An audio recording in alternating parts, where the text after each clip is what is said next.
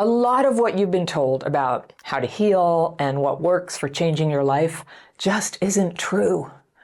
Too many people get stuck in their trauma because they think something outside of themselves, society, parents, ex-partners, events that happened in the past, that those are the sole cause of problems today. And the truth is, you've got to hope that's not true, because there's very rarely anything you can do about the past or about the way other people have behaved. So if you're waiting for those things to change and outrage is building and you're falling into despair, I have great news. Your healing doesn't come from those things. It comes from things you can change. And if there's anything you're destined to change about society, or if a confrontation with the people who hurt you is in the cards, then you, healed, is how that power within you is going to get strong enough that you can take those problems on. But you, in the middle of your trauma reactions, I'm going to be honest with you, active CPTSD is such a vulnerable state. There's distorted perception undermining you. There's emotional dysregulation undermining you.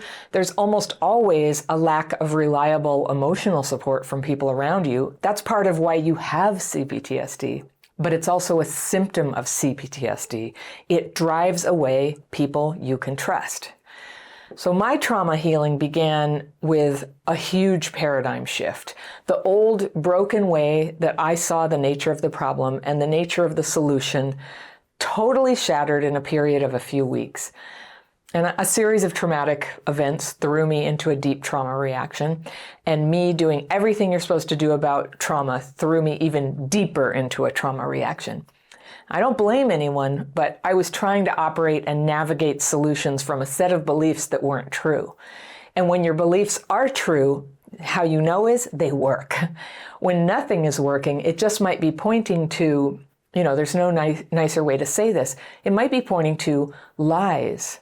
There are lies in your belief system. Things that lots of people believe, but that aren't true. So things that you might even have been told to believe by experts, or you were bullied into conforming your beliefs to what you were supposed to believe. That might be what's operating when things aren't working for you. But if it doesn't work, it doesn't work. So I had a belief system meltdown like that. By luck, when I was at the lowest point in my life, an acquaintance who saw I was going down showed me a way to soften the hold of my old beliefs and to let in some sunshine, some truth. And I woke up. And about half my trauma healing happened in a day, just like that. And it was such a marked and sudden change that the therapist I used to see at the time was sure something was seriously wrong with me. I was serene. I felt okay about things. I felt confident and excited about the possibilities in my life.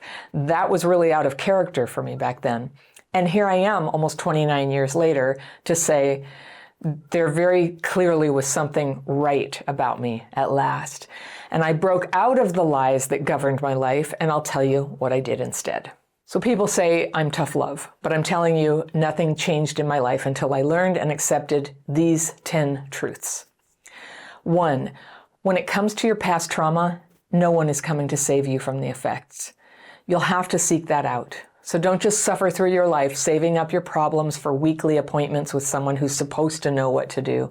Even if you have access to a therapist, and even if they know how to help you and you actually feel better, you are going to still need tools and awareness that you are in charge of it. It's you who will be recognizing your trauma reactions and devising how you'll change the pattern, and then working every day to fine-tune and integrate those changes. You are sovereign over your healing. Second truth, therapy isn't the only way to heal from trauma. And for some people with CPTSD from childhood, talking about trauma only makes it worse. Our culture says that talk therapy is the way to deal with this kind of problem, but many people's experience feeling like it does more harm than good is backed up by recent research. There's a time and a place to tell your story and get validation and have that blessed experience of understanding what happened. But if talk therapy feels bad and doesn't seem to go anywhere, or if you're like the millions of people who can't afford talk therapy, I want you to know there are simple tools you can learn and use that just might make all the difference. They did for me, and I'll talk about that in a few minutes. But having a therapist isn't the only way that you can have emotional support. Things like 12-step groups offer support every day of the week with people who are likely to understand what you're going through and have experience. They do have walking the path all the way to healing. This can be a huge benefit whether or not you have professional help, because peers who have healed and whose help you ask for can help you by teaching you the practical day-to-day tips that they develop through real-life experience. And they can help you get the focus off other people who may have hurt you and get the focus back onto your own self-destructive behaviors. Some might call this calling you out. And maybe you see this as the opposite of support. But sometimes the most loving, supportive thing someone can do is be straight with you. And this is something not all therapists can or will do for you. It can be a bit of a taboo for them to give direct advice or make moral judgments about what you're doing, what you plan to do. But getting called out by a 12-step sponsor after years of getting unconditionally supported by a therapist, it was exactly what helped me to stop my trauma-driven behaviors and move forward in my healing very quickly. So you might see in your own experience that you've needed both, and that may be true. But for someone traumatized as a kid, when you're an adult, so much of the problem in present time is the way that you might be re-traumatizing yourself. So that leads me to a third truth that has to be faced, which is that focusing on other people and society and the past drain your power. It's a helpless place because you're helpless to change the past and you can't change other people. Present time is where all your power to heal your own life resides. So healing the thinking, healing the reactions, healing the behaviors that traumatize and re-traumatize you, and in many cases that harm other people. Yes, people hurt you, and yes, there is value in telling your story and getting help to make sense of it. But now what? For many people, it helps them to know they're not alone and there's a reason for their struggles. Healing the thinking, healing the reactions, healing the behaviors that traumatize and re-traumatize you, and in many cases harm other people. Yes, people hurt you, and yes, there is value in telling your story and getting help to make sense of it. For many people, it helps them to know they're not alone, and there's a reason for their struggles. But all that trauma wreaks havoc in your life, and all the understanding in the world isn't enough to straighten out your trauma-driven reactions and your self-destructive behaviors, right? It's now, and not in the past, and it's with yourself, not with the people who abused and neglected you. That's what holds the potential for changing your life. It's you now. And once you make this shift, you can start to recognize your symptoms when they're happening and taking actions to create a trauma-free life. That's what works. Okay, fourth truth. Neurological dysregulation is the symptom underneath the vast majority of other trauma symptoms. You probably never got taught this, and you probably never got help with it. And this could explain why you've tried so many things that never worked. The truth is, until you learn to re-regulate, your healing efforts are likely to just kind of limp along. When you learn to spot dysregulation and quickly re-regulate, everything gets easier. All right, fifth truth. Research doesn't show a clear pattern of efficacy when medication is prescribed for CPTSD symptoms. Not only don't they help, but they can actually make it harder for you to re-regulate. Antidepressants and anti-anxiety drugs might be necessary for you for other reasons, at least in your experience or in your doctor's opinion. But because our insurance system tends to push people suffering with trauma symptoms first to talk therapy, usually limited to 10 sessions, then when that doesn't work, refer them to prescriptions, a lot of people are getting dysregulated by the talking approach and then thwarted in their efforts to re-regulate because they're taking medication. So this is something you'll need to talk to your doctor about. It's a bad idea to change medication without medical supervision. But in my experience, staying sensitive to the feeling of dysregulation and then mastering re-regulation is super important, maybe the most important thing that you can do to heal trauma symptoms. So if medication you're taking or any mind-altering substance is blocking you, that's going to defeat the purpose of learning to re-regulate and healing your trauma. Number 6, let's talk about the phrase self-medicating. This is a euphemism for the use of drugs and alcohol by people with emotional pain. Now, not everybody gets emotional relief from drugs and alcohol, but those who do don't usually get that beneficial effect for very long. So a word for trying to feel better might be self-anesthetizing or maybe self-sedation. Because medicine, self-medicating, medicine implies it heals you. And sedated people are seldom able to make the positive changes needed to actually heal their trauma. You know, it is part neurological, and then it's a lot of changes in your life. And that takes being present. When you numb your pain, I get it, it's what you need to do sometimes, but it's delaying the part where you feel the pain and pain has information in it that you need to know. You know, what's going wrong? Where does this suddenly go south for me? What's my trauma reaction? Versus what's a feeling that I actually need to act on? What is triggering dysregulation for that matter? And what is the moment before that happens when I can maybe learn to put a little pause in and re-regulate before deciding what to say or how I'm going to respond to something? So if alcohol and drugs are part of how you're coping, there's a reason that your healing has been so hard. And there's an easier way when you're ready for it. All right, seventh truth. There's no point in arguing with people that they haven't met your needs. You are the one who meets your needs. When you do a good job of that, you're better able to choose caring people and to have in your life, people who you're going to have as friends or as a partner. And then it's not going to be such a question of whether your needs are met. You meet your needs, and then from there you can attract those caring people.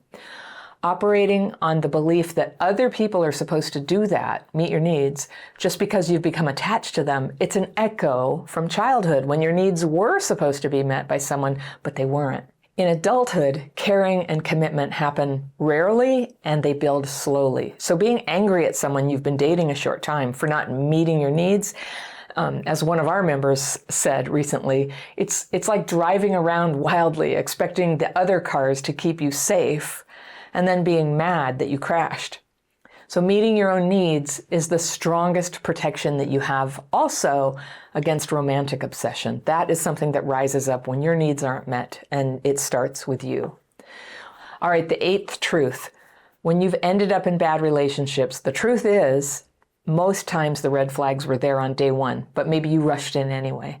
What caused that? An attachment wound, extreme loneliness that made it unthinkable to turn back no matter how glaring the problem was that you saw. Until you can heal that need to go forward anyway, the pain is going to keep happening. And this is normal for people neglected in childhood. Healing happens when you can slow down and stay connected and honest with people who are supportive of your healing process.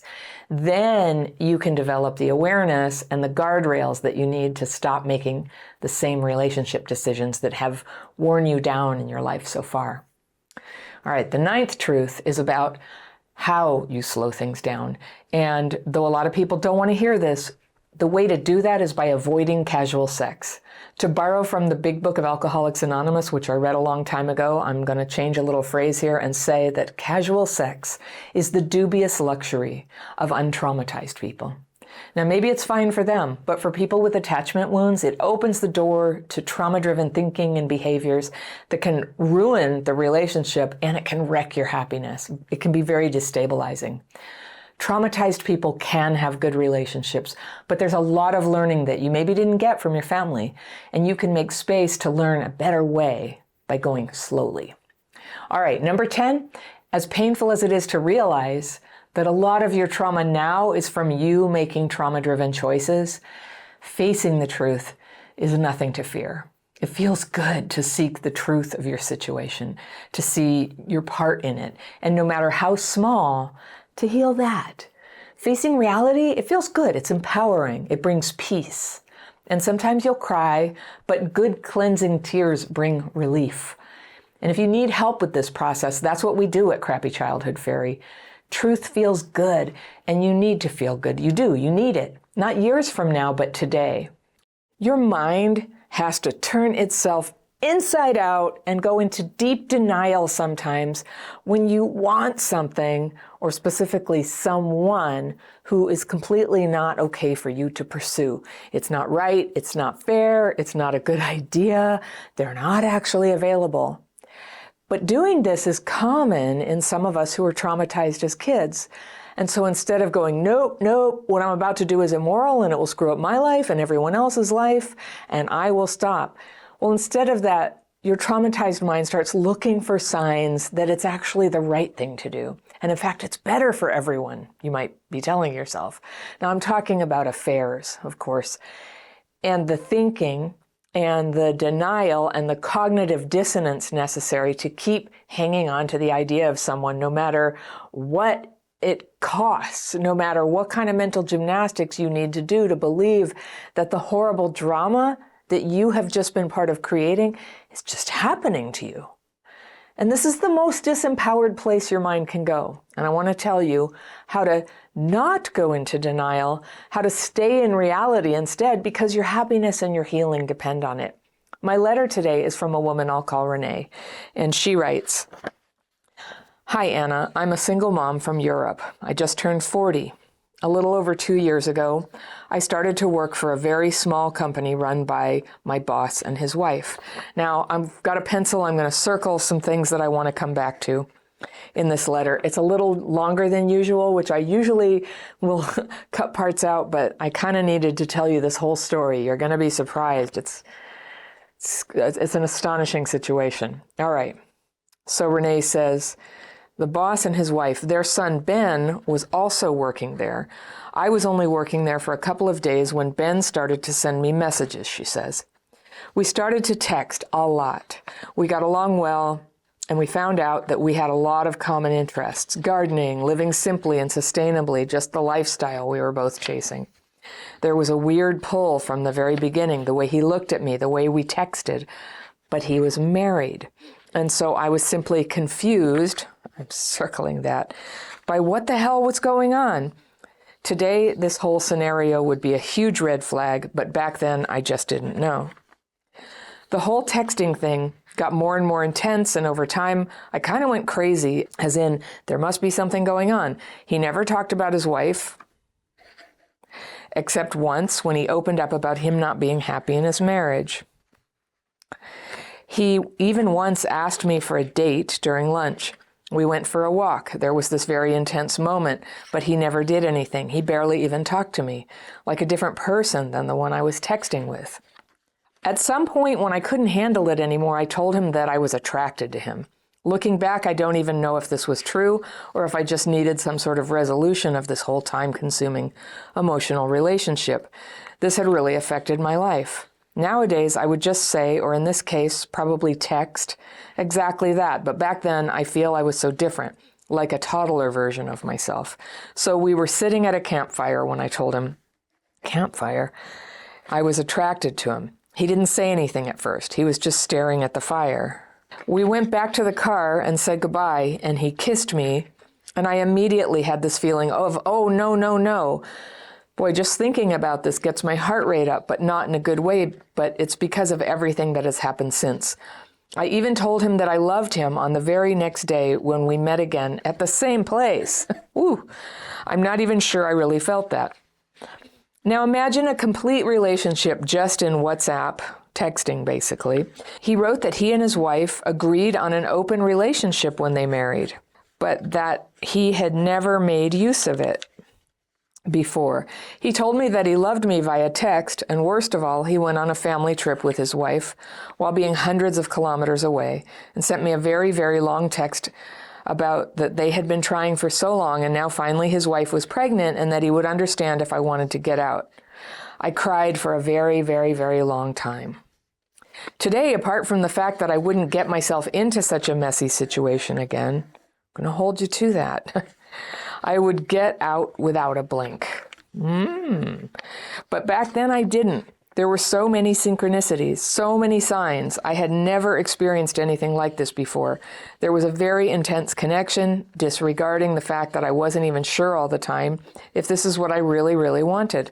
I did feel that at times, but after all, I think it was more my mind playing tricks on me because I wanted this so much and not. See my confusion? I went for many long walks back then, but finally sort of went with the I also deserve some love argument, which in the end led to him ending his marriage. I think what you're saying is you decided to start sleeping with him, and that ended to him ending his marriage. But that's very unstraightforward of explaining that. But you did something, okay? All right. I don't know what I had expected, but the storm that set off sort of unexpected for me. Back then, I really felt a huge connection, and I felt that everybody must have seen. I once visited Ben and his wife at their home long before we got together, and Ben told me much later that even his wife said later that she had felt that we belonged together. It was all very confusing. Keep hearing that word. Ben's parents were so hard on me. His dad was also very emotional. His mother didn't talk to me for almost a year, and I just sort of froze for a very, very long time. I couldn't really do anything. I was just surviving. I did not have the energy to get a new job. I did not have the energy to do anything. I was just in survival mode. Ben's wife would just show up in the office and claim her man. Claim her man, in quotes. I don't blame her. What I found unfair was that he had told me about an open relationship. I don't know if I would have been okay with really having a sort of triangle, but I sort of did not intend the ending of their marriage. And with her comment about us belonging together, I just didn't understand. Of course, I can relate to it. I'm a single mom myself, and I just really didn't see the intensity of hate coming that did. Of course, our relationship was doomed from the very beginning. It was very intense at times, and there was a huge connection, but he was not the person from the texts. He was emotionally not available, of course. I couldn't talk to him anymore. I had tried before, and he instantly almost collapsed and begged me not to break up with him. I found out about his egocentric side and the little boy within him that he was living out a lot. It was all very confusing. There's that word again. After I found out that he was texting with another woman on a non-smokers forum and even read his text saying that he would love to go for a walk in the woods with her. Whew, the old walk in the woods. And philosophize. I called it quits after 8 months, after a short break before. If I could erase any time of my life, it would be this time that came after that. It was very uncomfortable working with him and still is, and it's almost 2 years now. Yes, I'm still working there. I'm just now getting out of the anger and freezing and sort of getting my power back. After our breakup, I would say I was somewhere between still being limerent and standing my ground. I don't know. I think those are mutually exclusive. He started another relationship just 3 months later, but he would contact me again and again, and it was always the same pattern. He would say something like, I just wanted to tell you what a wonderful human being you are. Or I just wanted to let you know how grateful I am that I got to meet you. And I was hooked. And at least for the first couple of times, we were always good at texting, and we still were. Our texts got way over every line. He once even started sending me erotic images, and I went with it. Oh, that's shameful. We went so far as to tell each other that we still felt attracted to each other and that one day we would have sex again, all while he was still in a relationship. Naive me, I should probably say the limerent me, always assumed that he was single, but how he texted with me just wasn't compatible with being in a relationship in my world. Now, yes, I never really said no. I know that. I never set clear boundaries. It all just always escalated about something else. I usually blew up at him, not for nothing, for him belittling my feelings, for him, honestly, I don't even remember. It's always escalated, and I never clearly said, boy, don't contact me as long as you're in a relationship. I went with, we shouldn't text when we really can't be friends, smiley emoji, and so on. I know that's not enough, says Renee. He was always saying something like, can't we talk about it? I think we're both not being honest, blah, blah, blah. I texted him again that we can't be friends and that I will no longer read or reply to his messages and went no contact. I've been watching videos about dealing with narcissists, and I do know that I could have communicated much more clearly and thoroughly, but in the state I was in back then, I just couldn't handle it anymore. And now I don't have any interest in any kind of relationship with him anymore, or in the real Ben. There is still sometimes this meme of the person I fell in love with, but this person doesn't exist. There you go.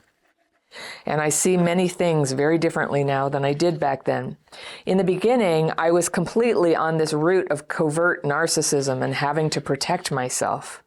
Oh, you thought it was him. Okay. And while I do see many of the traits in him with me, and I found myself in many of the stories I have read, but this for me is confusing. Where do you draw the line? Confusing. When should you protect yourself?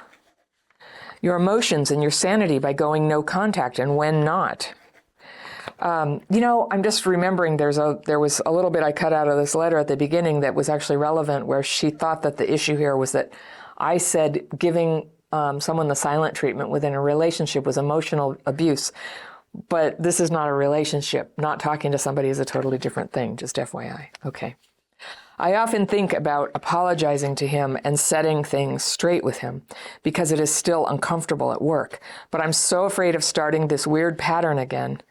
I think about apologizing to him and setting things straight because, oh dear, okay. But I'm so afraid of starting this weird pattern again and this idea of having to constantly fight this. Constantly. I want to talk things out. I want to work things out. I really just don't want that. So I just remain no contact. Honestly, I couldn't even handle a message about the weather from him. It would just be so triggering. Very long story short, where's your line between silent treatment and no contact? Okay. I do hear the confusion. Boy, do I realize how I still am limerent in a weird way. And I'm still holding on, maybe just to holding on to the fight. Confusing again, she says, Renee. Okay, Renee, this is going to be one of those like tough love fairy days. So hold on, buckle your seatbelt. You're a single mom.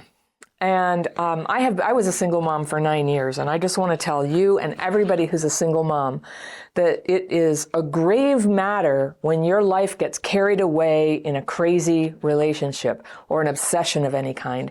Every minute that you're obsessed with somebody else is your emotional availability not there for your primary job, which is being the parent to your kid. So first of all, I just like that all got lost in the story.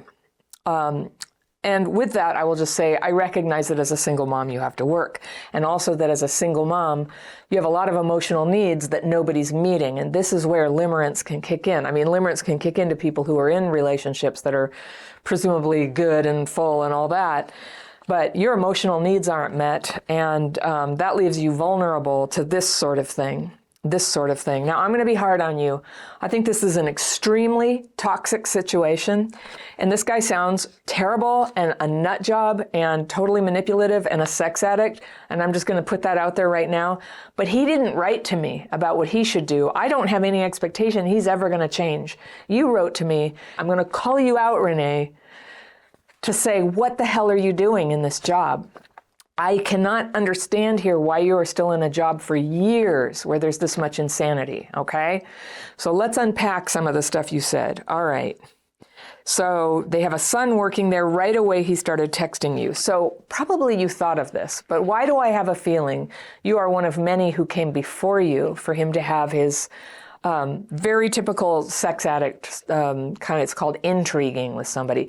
Gets it going on text, not at all consistent with who he is, made up some bullshit about his open marriage, right?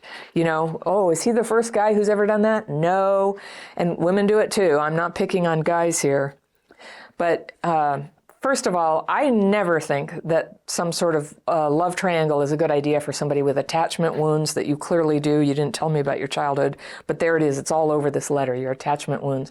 The way you get confused, the way you go into brain fog and moral muck every time you're about to do something terribly, terribly wrong. That's what's happening through this whole letter. So you noticed he's a different person, but you say, oh, you first told him you were attracted to him at a campfire. And I'm just saying, what were you doing with him at a campfire? It is never appropriate. just saying with a married man, okay, he lied to you, I've got it, but just from here on out, all right, let me back up. Renee, if you ever want to be in an open relationship with somebody, I don't recommend it. I think that's a terrible idea. But if you did, don't take somebody's word for it. Go meet the other spouse. Go find out. Go find out if this is actually what they want. Because there's no other way to get clear about the lie about something like that. And when you make a choice to get involved with a great big liar, a big pathological liar and manipulator, and you're not able to see the red flags, that's one level of terrible. But that hurts your kid, it hurts the wife, and it hurts her future kid. Like, so many people are getting hurt by this. And so, who among us is going to stand and hold the line against slipping in to a step across the line into the dark, evil shit? You do not want to go there. It's so bad for a traumatized person to lose your bearings in this way. And this is the trouble with CPTSD, is you've had your perception, you've had your moral reasoning shut down so many times. I'm guessing this is true for you. I don't think you got this way, just out of the blue.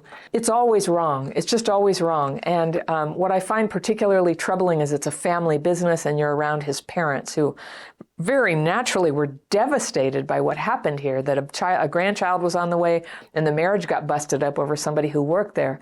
And I can only imagine, why did all of you decide to have you keep working there when it was just destroying the family? It was just destroying everybody. I don't know. This guy, to be fair, he's going to destroy things no matter what. But don't let him swoop you up in his path. You deserve to make a living in a job where you can be happy and respected and honest and open and transparent, and you can rise up and make better money as time goes by.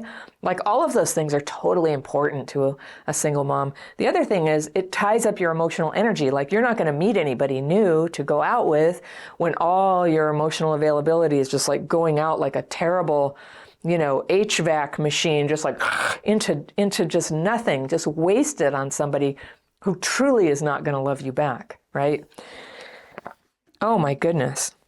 He's a sex addict, all right? But I think it's possible that you are too. I think it's possible you're a love addict, and that's why you have this really serious sort of cognitive dissonance going on every time you're about to cross the line and do something that is by anybody's standards just wrong, just a terrible idea, destructive, hurtful, very self-destructive too. And so, there's a 12-step program for that, and I really encourage you to check it out. And to check it out, I tell people, if your problem is that you can't hold boundaries with men, I would say go to a women-only Sex and Love Addicts Anonymous meeting. They have them online, they have them in person, and there are mixed gender meetings, and there are some people who that might be appropriate and healthy for, but because of your boundary issues, you being around sex addicts, not everybody in a 12-step meeting is working a strong program, and so, you can imagine. All right, you want to be in a place where you're safe, where people are not using spiritual 12-step la to try to drag you right back down that primrose path into your own self-destruction. So I see this word confusion again, and at first I had to admit, I just felt like you weren't being honest with me. It doesn't seem confusing to me.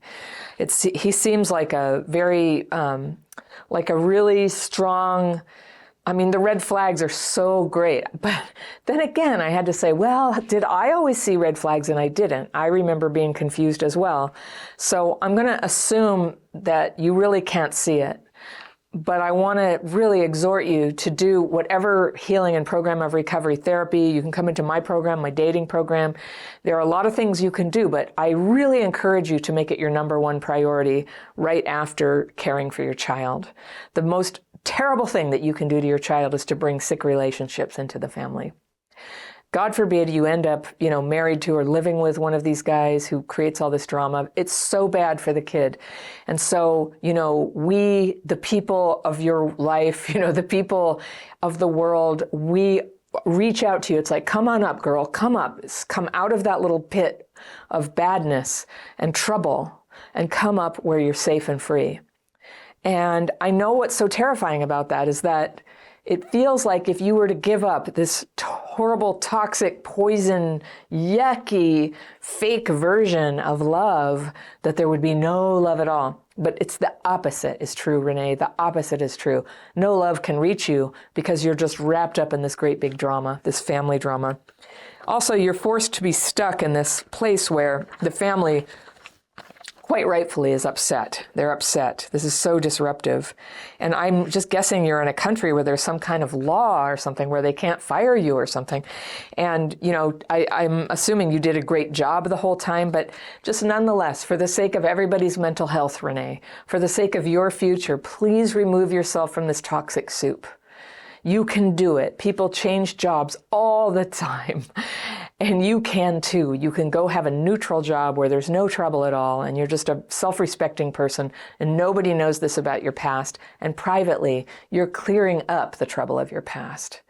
Oh, this is the kind of thing. You know, a lot of people who write to me, this is the sort of trouble that their parents were in when they were neglecting the kids, when they were you know, focusing on themselves rather than the needs of the kids, which is a very serious thing.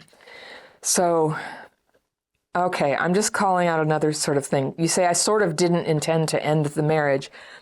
And I can imagine the fantasy. It's like, oh, I can just go in and have a little bit of an affair for several months and it'll be nice and it'll make life interesting, but it won't end the marriage. It's like, that is never something that you can assume. And especially because so many things he said were a lie, you have to assume everything was a lie, right? And then this part of you, I just really want to bring this to your attention where you say, I found out about his egocentric side. And I think you mean like self-centered, narcissistic, all about him side. You found out about it, you did. And the little boy within him that he was living out a lot. Whoa!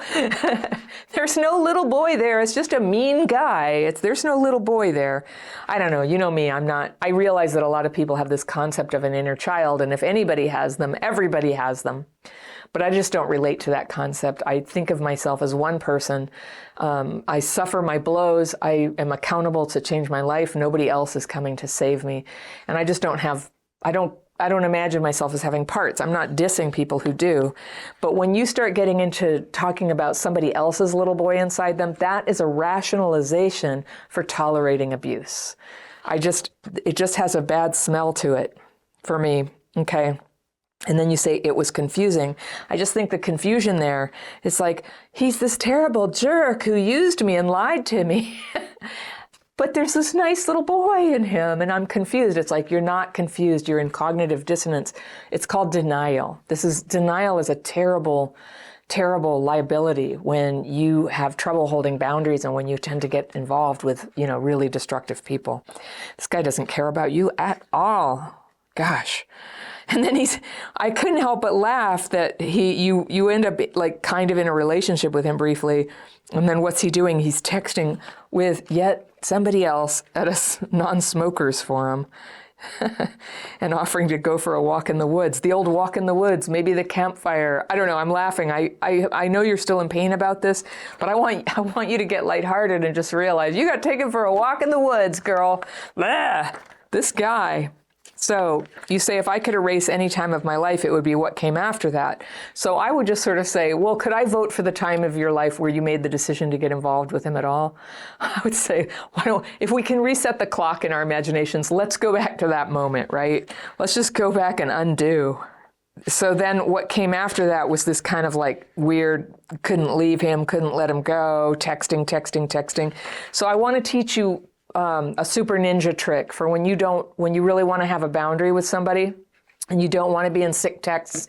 You don't text them. You just do not, no texting. And to make sure that you don't also talk to them, you don't work where they work, okay? I don't mean to be snarky here, but I'm just really getting in your face, you know? If you are going to be around somebody where you can't hold your boundaries, this is going to keep happening. And look what it's doing to you. It's miserable. So since you asked for my opinion and you have some kind of respect for what I understand about how this works, I'm just telling you, you're not giving him the silent treatment. You're also not going no contact. You are enmeshed.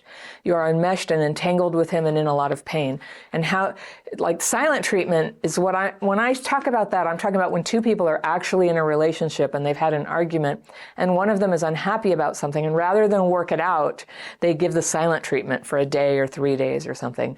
That is emotional abuse in a committed relationship. That is not what you're in. This is you trying to simulate having some boundaries when there actually are no boundaries. You would not be texting him if you had boundaries.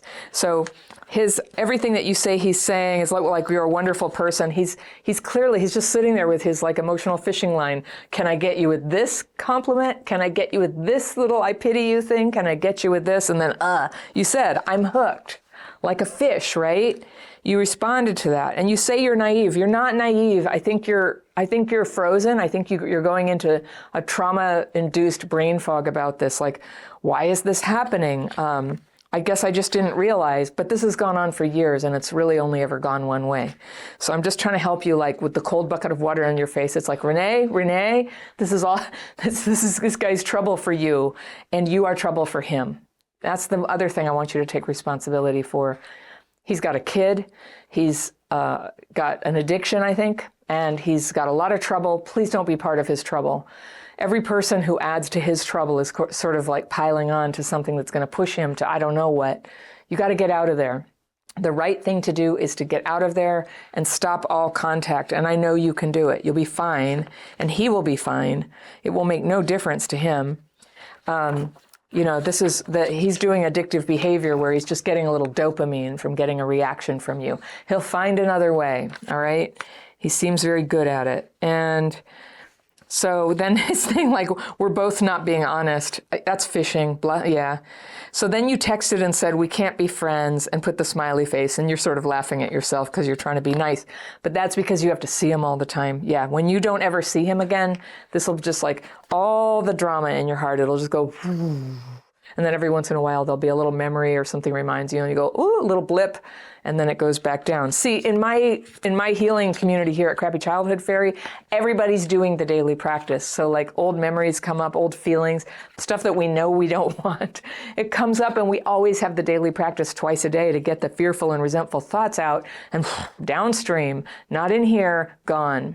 We need that stuff out. Left to your own, if you're like alone, and that's what happens with an affair, you can't tell people, it's shameful. You know, you're alone with your thoughts, and especially when you're a single mom, I know what that pressure is like, and there's nobody to like help you out or support you emotionally, and stuff really gets to you. It just really gets to you, and it gets very inflated in your mind, and it's very easy to distort and think that something that's terribly wrong has some rationale with why it's really your fault, or why somehow you can fix it, or, you know, all these thoughts come in, and I hear it all going on with you. And you keep saying, do you see my confusion? And should I go no contact? And I'm like, yeah. You're worried that no contact is like, I don't know. I can't even read your thoughts because they're so muddled. So I'm just telling you very clearly, this is a situation to get out of. Find another job ASAP.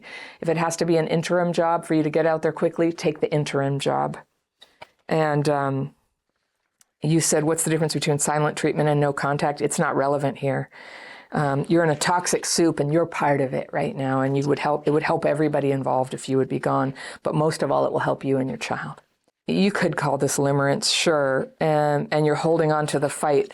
I think, you know, if I look at this intuitively, I would just say what I feel from you is a terrible fear of abandonment, of just feeling like you can't make it, you know, that you need this horrible situation because without it, there's nothing, and nothing sounds like it's a horrible silence. And there won't be anything there for you. But trust me, if you get into a healing community, such as Sex and Love Addicts Anonymous, membership at Crappy Childhood Fairy, a therapy group, something that helps women who are trying to get their lives together, you would benefit so greatly from being with other people who are walking that path and who you can be honest with, people you can, you know, text, you know, a woman friend that you text and you go, I'm so sad right now, or I had something really frightening happen, and I just so bad want to call this guy. And your friend says, you want me to come over? I'll come over. Come on, we're going to have some tea. Let's, you know, do something together, take a walk, bake something, just do something together to help you pass through that moment where the old urge to self-destruct comes back to get you, and who helps keep you on the shores of sanity and happiness and possibility and love and goodness where you belong, Renee. 1 in 3 people, actually much more than that if we're talking about young people, feel so much stress that they say most days they're completely overwhelmed. And I used to be one of those people every day of my life. And a lot of what they tell you to do about that, breathe, talk to someone about it. It wasn't even close to helping fix it. So just about everyone has lost at least some of their power to focus during the last decade, and especially during the pandemic. It can feel much harder to feel alert and peaceful inside and to get things done. If you have this, you know how demoralizing it is when you're trying and trying, but all your intentions for the day just keep getting squishy and they evaporate, and it feels bad, right? You're full of potential and you'd love to connect with good friends or find a partner or enjoy the partner you already have, and you want to be working towards things that matter, but you just keep filling up with overwhelm. Too many things are going on, too many demands on your attention, too many hardships and hurtful experiences keep coming at you. And what can happen is you just shut down. It's too much. You can't solve problems, and so they pile up. And pretty soon you can't help but feel depressed and exhausted and hopeless that anything can change.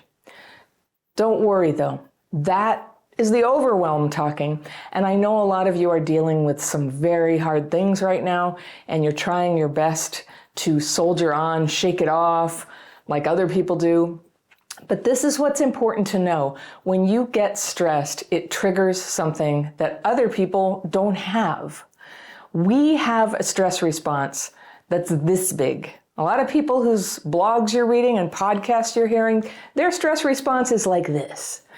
And so they're telling you, it's simple, just be kind to yourself, breathe, take a bath, talk to people about it, it'll go away. And though those are all good things, I don't think you should not do those things. But for us, for that level of stress that we're carrying, it's not enough. So there's an extra element that we need to heal that most people don't know about, and it's neurological dysregulation.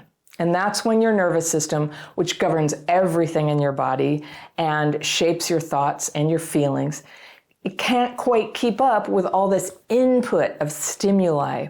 You hear a big noise and your nervous system goes slightly out of whack. That's dysregulation. And when it's happening, you might space out or feel numb or emotionally overreact to people, or maybe your thoughts are just flying through your mind at 90 miles a minute and you go into full flight or fight response, right? Just because you heard a noise or just because you're hurrying to get to work on time. Hurrying can be a big trigger for traumatized people, in fact. Talk about overwhelm. Trauma can predispose you to get neurologically dysregulated when anything stressful happens. Someone raises their voice at you, or you lose your job, and it's like a switch gets flipped. You can almost feel it running through you like a wave. It's dysregulation, and it causes overwhelm. Your powers of perception get very cluttered, and you can't tell if someone has harmed you or if maybe you're just overreacting. Or your emotions are going into overdrive and you say things that you don't mean, or you just go blank. Have you ever done that? When you're in this state, it's almost certain that you're going to make mistakes. You're going to lose track of your boundaries. You're going to lose your focus. Your physical energy drops way down right when you need energy and boundaries and focus to deal with the problem at hand. But what happens? All this hectic input right here drains you right here. That's overwhelm. Oh, you go high with it, you go low with it. And with productivity, you get frantic, then you crash. With emotions, you blow up at people, and then you fill with despair. And then in your body, your stress response is just going and going and going and running you into the ground. And this is why a history of trauma is closely correlated with just about every health problem there is. Chronic back pain, migraines, diabetes, obesity, high blood pressure, heart disease, cancer, autoimmune disorders. Your body and your thoughts and your feelings are just overwhelmed, and they can't do what they're meant to do. So I'm guessing you probably didn't know dysregulation is a thing, and you thought that you struggled because somehow you just failed to handle life like everyone else. Well, you didn't fail. We're not like everyone else. We get dysregulated easily, those of us who had childhood trauma. You can't even feel all the ways that it's happening when it does. Some things, yes, but a lot you can't feel. So no wonder there's so much going on, so much info coming in. It makes you feel overwhelmed. Now, the people who tried to help me back when I was younger were showing me what worked for them, and assuming if it didn't help me, I was being difficult or dense, or maybe I just didn't want to heal, or they thought I was crazy maybe. And what they didn't know, because nobody knew until fairly recently, that what's going on in a lot of people, especially people with past trauma, is nervous system dysregulation. Even when life is easy, we get overwhelmed, right? And then you're overwhelmed all the time, and that causes life to get harder, and you end up with a lot of problems around relationships and health and family and work and money. And then these problems start compounding the overwhelm that you already have in your nervous system, and it gets even worse. But don't worry, just knowing the signs that you're dysregulated can help you. You can say to yourself, oops, I'm feeling overwhelmed. This must be dysregulation. Just naming it can take, half of the pressure off you when it's happening. Half is a lot. Like, you can probably manage that much overwhelm, right? And you can then notice how overwhelm shows up in you, so you can work on a plan to bring that level of overwhelm down. So what are the signs that you're overwhelmed? Okay, here are some. Racing thoughts, difficulty solving problems, completing tasks, excessive anger, from snapping at people to actually raging at them, feeling a sense of urgency even when there isn't any, having ADHD type symptoms.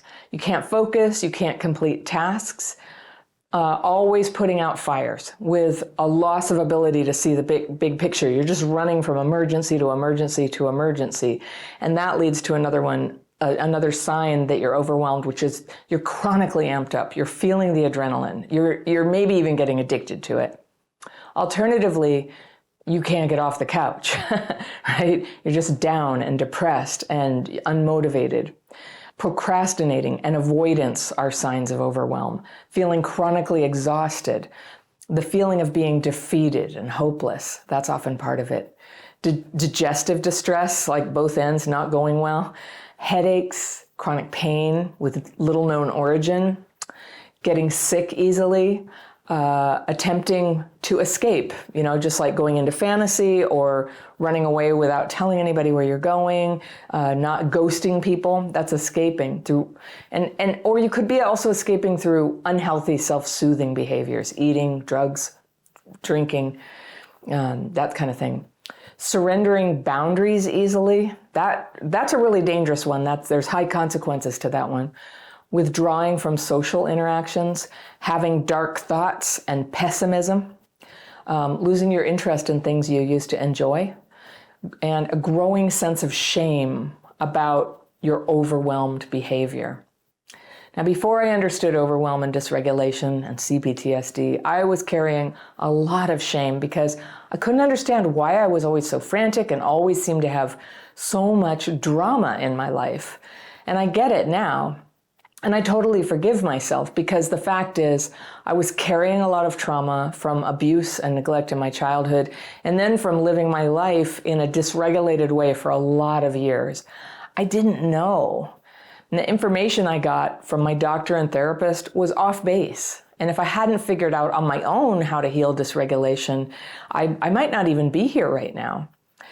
So here's my first secret for healing overwhelm. If there is not a genuine crisis demanding frantic action from you right now, your overwhelm is probably because you have trouble processing all the inputs, the noises, the bright lights, the bad fears, the worries about money, a bunch of people talking to you at the same time. I have that. I get very overwhelmed by that.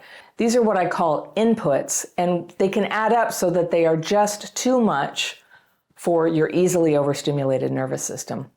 Now, when you're not dysregulated, you're probably pretty good at dealing with noises and stressful experiences. You see them, you feel them, and then they move downstream into the memory bucket. You remember that they happen, but you're not at the effect of these experiences. But trauma in your past can leave you prone to getting dysregulated. It happens more easily to us, and it can last longer and be harder to come back out of. which can block that downstream movement of our thoughts and experiences. You're thinking about them that day and then they go down. The emotions and the thoughts from yesterday and the day before, they're banging around, they can't get downstream, and it just becomes too much.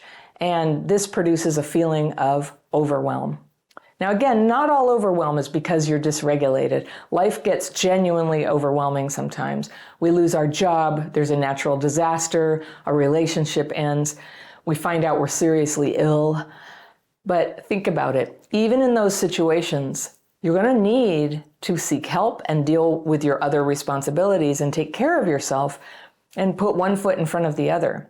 And all that is very hard to do when you're dysregulated and in a state of overwhelm. So it's a vicious circle. Stress makes you overwhelmed. Overwhelm keeps you from solving the problems that are causing stress. The inputs are jamming up in your nervous system, and your nervous system just gives up. It tips over into dysregulation. I do sometimes still get dysregulated, and I notice that it kind of spreads like a blob of ink in water. I can feel it running through my body, sort of like a migraine starting. It does feel like that. And you can't stop it. Like once you're aware that it's begun, you can't really stop it. But here's the good news. You can learn to re-regulate. And when you do this, you can quickly recover some of your cognitive powers and your emotional equilibrium, so you don't lash out, you don't destroy relationships while you're having a feeling. You can just be normal and have a normal amount of, we'll call it whelmed. You're just whelmed, but not overwhelmed. The silver lining here is that because dysregulation can overwhelm virtually every part of you, the solution can also begin in any part of you, anywhere, wherever you see the opportunity. You don't have to solve things in the right order. You don't have to solve all your problems at once. You don't have to love yourself first. You don't have to lose weight first, or have a job first, or feel better first. You don't even have to see a therapist first. You can start coming out of overwhelm today, and from where you are, just start feeling better. Here are some things you can try. Think about all the inputs, the stimuli that sometimes feel like too much for your senses. Is it going to parties? Is it loud noises? Is it multiple people talking at once? You don't have to avoid these triggers to control them. Just acknowledging them can help you detach a little bit when you start to feel overwhelmed. And you can remind yourself, yeah, there's a lot of noise in here in this room, and it's making me feel a bit overwhelmed. And sometimes just doing that, it's enough, noticing it, that the overwhelm begins to subside. Also, when you're overstimulated, you can take a short break from sensory input, wearing comfortable clothes. You can dim the lights or turn them out. You can turn off your phone or put it in another room. You can extend this little break into a full hour or a full day when you need a fast from your full load of inputs. You just want to give your nervous system a rest. If you're driving, try not listening to music or podcasts or talking of any kind.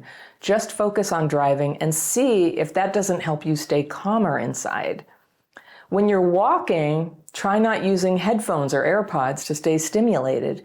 The walk is stimulation enough, and you'll find that the world lights up for you when you don't have a lot of competing stimulation coming in here. Walking is also very re-regulating, just a positive thing to do all around, especially outside. When you meditate, if you do, try just resting. You could focus on breath, you could use a mantra, but I recommend while you're trying to bring your inputs down, don't use recorded music or guided meditations where someone's talking. You don't really need to push yourself along there. Sometimes when you're overwhelmed, what you just need is rest. You can also try not speaking your agitated thoughts. Talking about trauma and things that make you angry or sad or worried can actually be triggering. Sometimes what you need more than talking about it is just to feel supported and connected. That's often what we're reaching for when we talk. And being supported and connected doesn't depend on you voicing the distress in detail. When I talk about bad things while I'm overwhelmed, I can get very negative. I can really sort of lose my bearings and just think this world it's just so terrible, everything's so bad. almost like I'm hypnotized. And it works against what I'm trying to do, which is to come back to present time, where I can feel myself, I see my options, and I take good actions that are in, my best interest. Now, if you haven't tried my daily practice techniques, it is a structured way to express and release the distress that you have in here, and then give your nervous system some rest and recovery and meditation. That's totally what it's for. And a lot of people with trauma find meditation really hard, right? Because our minds are so chattery. So with my techniques, you write and ask to release these fearful, resentful thoughts before you meditate. And this releases a lot of the chatter so that you get a little more peace when you do meditate. Writing helps the meditation, and then when you meditate and rest your mind, it helps you sustain your writing practice. Because if you're facing all that fear and resentment, it might feel good while you're doing it, but if you're not getting that mental rest afterwards, I've just seen it over and over again. People get overwhelmed. It's just too much is moving through you. And so you take a rest afterwards. You're healing up all those rough spots that you were releasing when you were doing the writing. Now, if you want to try the daily practice, it's linked down below in the description section and on my website at crappychildhoodfairy.com. Staying regulated and reducing overwhelm is more of a way of life than a quick fix. But there are benefits that you can start feeling today from even putting your toe in and taking some small actions. You'll start feeling better, and the little changes you make add up, and they become big changes over time. It may seem like your problems are so big that it doesn't matter what little things you do. People say that all the time. I've been in that place. But remember this, when your nervous system is regulated more of the time, there are fewer problems that can even get into your life. You'll just start being able to see the red flags in people before you let them in. And you're not putting out fires because you're not letting fires start anymore. So every day, life gets a little gentler, a little easier, there's a little more space. You're able to go even further in your healing, solving your problems, taking your next right action, growing your capacity to feel connected with other people, and then finding that power inside you to be yourself and bring to the world what only you can. When you grew up poor, and I did, people sometimes give you this great advice, like you should go to college, and you want to do that, but nobody tells you how. Having the life you want isn't just a destination. It's a series of decisions and steps you take and things you learn, things that happen, and you're weighing one choice against the other. And for a lot of people who grew up emotionally neglected or materially neglected, really, getting that wisdom that you need can be almost impossible. It leaves you with no choice but to figure things out for yourself. Luckily, this is possible. My letter today is from a woman I'll call Samantha, and she writes, "Dear Anna, despite an array of childhood issues, I'd like to focus on the one that affects my inability to achieve my financial goals. I grew up poor," she said. I've got the fairy pencil. I'm going to circle things I want to come back to on a second reading, but let's go through Samantha's letter and see what's happening here. She says, "I grew up poor, at times without electricity or water for months at a time. So I was grateful to have a few family members that took me in as much as possible. During the school week, I stayed with my grandparents who were already retired and humbly secure financially. They provided security and took care of my basic financial needs. On the other side of my family, I had a hardworking aunt with a farm. I spent as much time as possible there, as it was the most joyous part of my childhood. I learned the value of hard work, had my own horse, and even took riding lessons for a short period. This life was short-lived when my aunt was hurt at work and she was prescribed pain pills. Within a year, the farm was gone due to addiction. Oh boy. My family was full of promises. My dad tried to patent inventions that he promised would make us rich, and I remember something about a lawsuit with workers' comp that failed. Lottery tickets were purchased, among many other big, empty dreams. Throughout middle and high school, my mom supported our family on a measly secretary's income because my dad claimed to have a debilitating back injury, although he stayed up all night playing video games and often did war reenactments standing for hours a day. I recently realized I had no guidance on life goals and how to achieve them. Yeah. Our generation was taught to go to college if you want to be anything, but I didn't know what to be since my parents said I could never be a veterinarian due to my poor grades. I entered into psychology, changed majors a few times, ultimately failing my first year and losing all financial aid because I had no motivation. I then worked retail, had a few kids, got married, and decided to go back to be a teacher, only because many people told me how good I would be. No one said, go ask teachers how much they make, if it's worth it, and if it is what they imagined.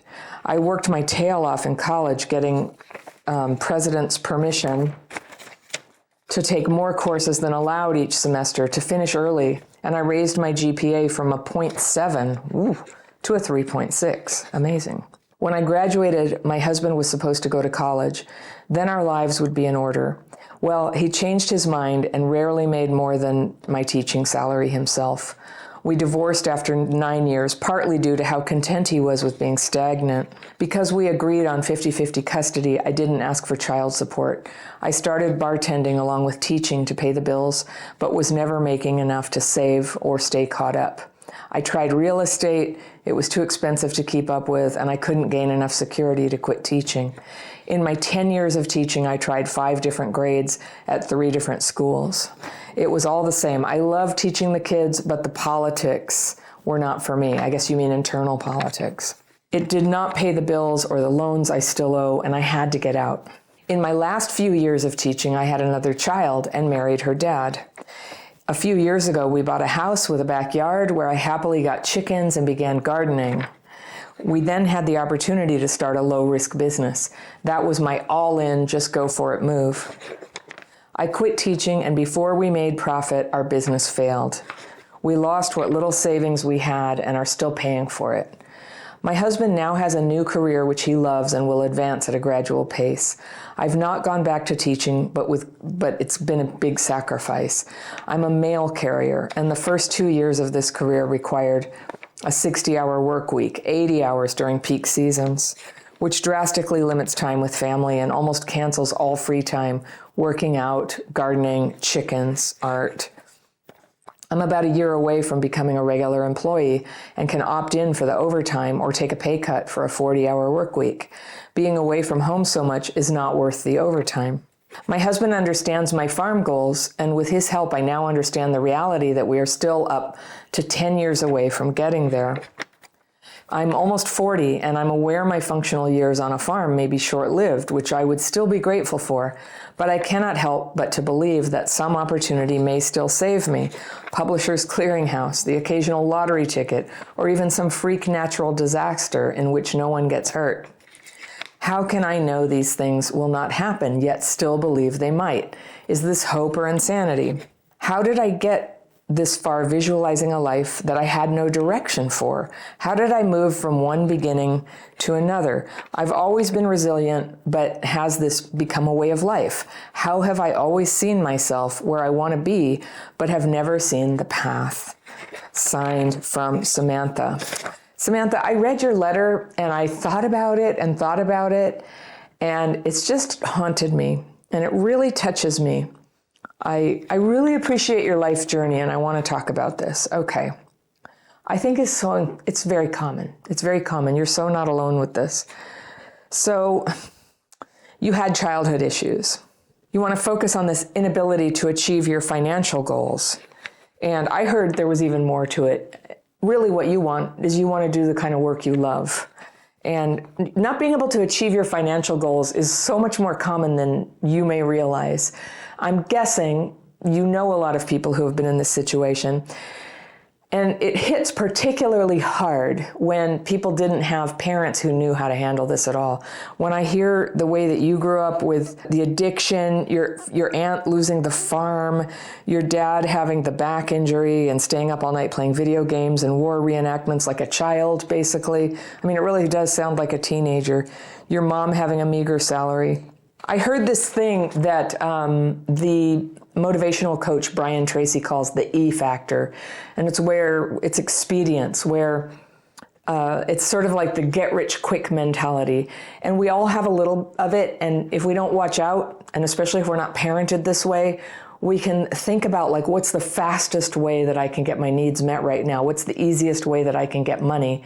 And we don't end up planting the seeds. I guess I'm going to use a farming metaphor here, but growing slowly, the flowers of the work that we really love to do. Now, I'm not on a high horse here. I just did expedience all my life. I sort of did some things that I did go to college, couldn't get a job in what I studied. Then I got a master's degree, couldn't get a job in what I studied. I ended up sort of creating my own opportunities, and only later in my 50s has it been a comfortable life, I quite like being crappy childhood fairy, and it's the best job I ever had. And it's very free, and it really uses my skills. So I want to put that hope in front of you that you've had a glimpse of what you love to do, and it's farming. Now, from what I hear about farming, like whatever your financial goals are, I guess it's to have enough cash to buy some land to farm, right? But there's so much more to farming. So I'm going to talk about that. But let me just go through your story. I'm going to bring your attention to some areas of how a person moves forward in life. I think you can do it. I think you can.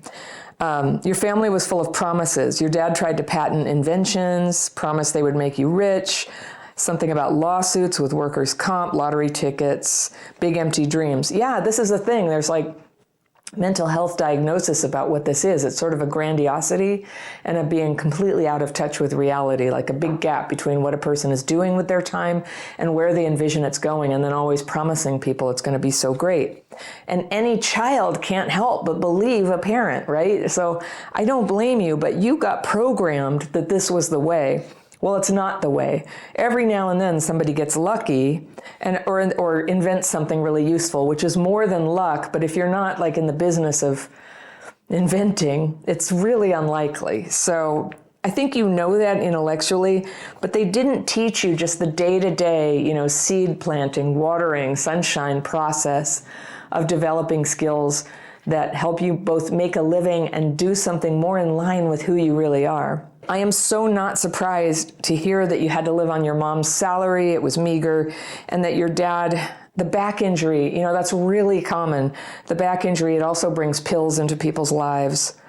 And video games are definitely an addiction. I'm sorry, but they are. Some people can handle it, but when people are playing video games all night, they kind of might as well be at a casino or doing cocaine, or it's a terrible addiction. It sucks the life out of people and ruins.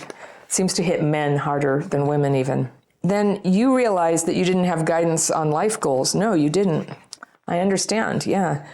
And your generation, you were taught to go to college, like, oh, go to college. It's just these empty words, go to college. Like, college will put you on a path to success. But that wasn't my experience either. I'm glad I went, but because I didn't know, I didn't know the game. Like, it turns out you're supposed to do internships. I studied video production, and you're supposed to do internships. So I was a great student. I did amazing things, but then I got out. I moved to LA. I couldn't get a job in production for the life of me, not for 2.5 years. I finally gave up on the whole thing. Then later, I created my own company, and that did well. If I had had to wait for other people to hire me, which is often the case when you're young and you're trying to learn the ropes, I just wouldn't have gotten picked, whatever it was about me. I was rough at the edges, a little bit feral, I didn't know the social graces that you were supposed to have to work at certain levels. But here's what I did. I figured it out. And I want to encourage you to do that. For you to get into farming, I haven't done farming, so I don't really know the scene. I don't know the social life of farmers and how you get to know them. But I want to encourage you, Samantha, go make friends with some farmers. There's this beautiful thing that people will often do for anyone who asks. Not everybody will do it, but hardly anyone asks. It's called an informational interview. And at a party the other night, we had a family party, and one of my sons wanted to ask for an internship with somebody who was there who has a very impressive thing going on. And another friend and I were coaching him on how to approach that guy to ask. And so I had been thinking, just go ask for an internship. Well, somebody much more seasoned in the world of business had a better idea and told my son, try an informational interview. Don't go straight for asking for, hey, can you help me out? Just say, hey, if you were a person like me, a kid who's trying to get into this line of work, what would you do? And so my son did it, and he got this really good answer of something he had never thought of, and a sort of, not a promise, but like, if you would learn that thing, we'd certainly talk to you about hiring you. And I was so excited to hear that. And I wouldn't have thought of it, the whole informational interview thing. I wasn't raised to know that. And you'd think I'd know by now. And I've actually, people contact me for informational interviews a lot. And the bigger crappy childhood fairy is the more I get contacted, to the point that I can't even do it all. I kind of can't wait to be old and have more time. It's like this fantasy I have that I can just help more people with that. I love watching people succeed at earning a living and doing something that gives them joy. I love supporting that. I love watching it. So with you and me right now, we get to do that. So I'm really encouraging you, don't try to guess how to farm. Don't make it a leap from your postal carrier job to farming without that huge step of research and education. Farming is you need knowledge to do it. It wouldn't be the end of the world, maybe, if your plan was to work on a farm that somebody else owns, but that you play a major role in running, or you become a junior partner in a farm. A lot of work is needed. And there's often very little money in farming. I think that's true almost everywhere. And it's sad. And everything that I hear about it, like, unless it's a very giant operation, it's very hard to make a living. But I'm not knocking it. I'm just saying, to be prepared for that. I can kind of see why you need a financial buffer. I love that you love teaching and that you're good at it. That is really cool. You can do a lot with that skill other than work in a school system. I think I would go nuts too. My mother was a teacher, and she was a good teacher, and the politics of the school district ruined her life, basically. And I grew up watching that, and I was not drawn to it, even though I like to teach. YouTube is a school. YouTube is a school that doesn't pay at first, and it takes time, but it teaches you how to teach. You get feedback from your viewers about how you're doing. And if you keep going, if you make at least one video a week, you don't even have to, you don't have to prepare it so much. You can just teach what you know, and people really enjoy it. I mean, everyone here who's watching this video likes YouTube. When it first came out, I remember just being blown away. Like, I wish this had been here all my life. I would have been all over it. It suits me. Nobody's gonna hire me to be a teacher or a leader or anything like that. I made myself into that thanks to a free platform where I could put my own ideas out there and get feedback.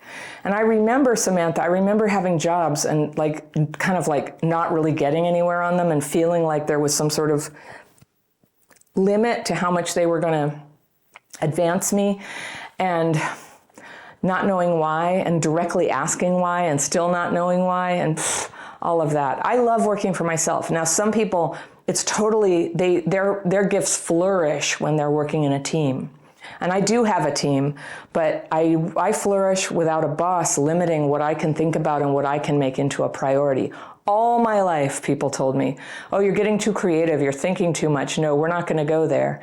So now I can have my creative thoughts, and sometimes they are failures, but I fail in style, and sometimes I hit the mark, and all in all, this has turned into a wonderful enterprise. So don't give up. 40 is a good age to, now you've got some wisdom. As your kids get a little older, you'll have some freedom, and you're going to have energy for years to do this. I want you to have that farm life. And I think there's a lot of ways to do it. And the way you're going to learn about that is by talking to farmers and doing your research, doing your due diligence, not hopping in, not thinking, because you know what? Nobody's coming along to tell you how to do this. You have to go ask. I'll tell you that my family, for one, we watch farming documentaries. Sheep farming in northern England, and the guy with the Clarkson's Farm. We've watched both seasons of that. We just have this little hobby. We love watching farming videos, and that's all I know about farming is from that. Really, it's not very good information. So I'm not your informational interview, but I'm your informational interview to just tell you have to be very curious and brave and go find out. If you go talk, I promise you, if you go talk to 10 people who farm for a living, you will find out, it'll be like having a bachelor's degree in how to develop your own ability to create a farm. But you're going to have to stay with it and keep learning. Learning has to be your joy. When you're poor, and it sounds like you've been poor all your life, and you have kids to support, I'm so glad your husband has good, stable employment right now. That's awesome. I know how much it limits your time and energy. You're 40. Don't even think of that as old at all. I didn't start Crappy Childhood Fairy till I was 53. So much can happen. What's interesting is my whole life, I thought that my career was all over the place, that I had never succeeded in putting anything together. When I started doing this, almost every skill that I've ever used on a job came in handy. And it's good, it's good to be a generalist and to have a lot of practical skills so that you can be resourceful. One of my heroes is Laura Ingalls Wilder, resourceful. She just figured out how to scratch a living out of the ground when everything was terrible. They'd have their land taken away. Her husband had diphtheria and could barely walk. They had problems, and she figured it out. And those are my kind of heroes. And if you haven't read Laura Ingalls Wilder, everybody, do. Don't even wait till you have kids. It's beautiful literature, the Little House series. But I also read about the history of her life, and I find these stories very inspiring. What I don't find inspiring is stories of people who win the lottery. And I think we all know people like that. They always want to get into a get-rich-quick scheme. And you'll often see them at the edges of real estate work or things like that, where they don't want to be good at anything or learn anything. They just want to make a ton of money. Well, I don't blame them. I like that too. I would love that. It just hasn't worked out that way. And honestly, my satisfaction comes from feeling like I did a good job each day. And I don't do a good job every day, but some days I do a good job. And I feel that good feeling when I go to bed at night. And when I just waste my time, and I used to feel this way all the time when I was doing work that wasn't meaningful to me, I would just feel like, wow, the days of my life are ticking by and one day it will end. And is this really what I want? But you know what, Samantha? I was trying to hang on to a place to live. I was a single mom with 2 kids. I was trying to get enough work to get through the day and pick up the kids. And I had a lot of medical stuff at the time. It was a really hard time. I persevered though, and I want you to persevere too. And just remember, you're like in the club of strong people who get through hard times. Now, Samantha, I regard a job as a postal carrier as a pretty darn good job. It's pretty stable. It has good benefits. It has a pension. Now, you might not be thinking pension right now, but right about where I'm sitting, I never had a job with a pension. So my work now has to support me today and for the up to 30 years after I stop working. So it's so much pressure. Imagine if there were a pension. So I have Social Security like everybody who works, but it's not enough, as we know. So the postal job at 40 hours sounds like a really good decision to me. You have little kids, and I know it's really hard to work full-time with kids. I had to do that too. And sometimes I wish I could get back some of those days when they were just in aftercare, after school until 6 p.m. and just hang out with them a little more and help them a little more with what they do. But you know what I was able to do? When I was older than you, when I was 50 and I was working from home, I was able to be a work-from-home mom when they were able to walk to school. They were old enough to walk themselves home from school. And in a way, I think it's a great gift to be present for the kids when they're teenagers. There's a lot of trouble they can get into then too. So yeah, if I had had my choice, I wouldn't have had to work so very much in their life.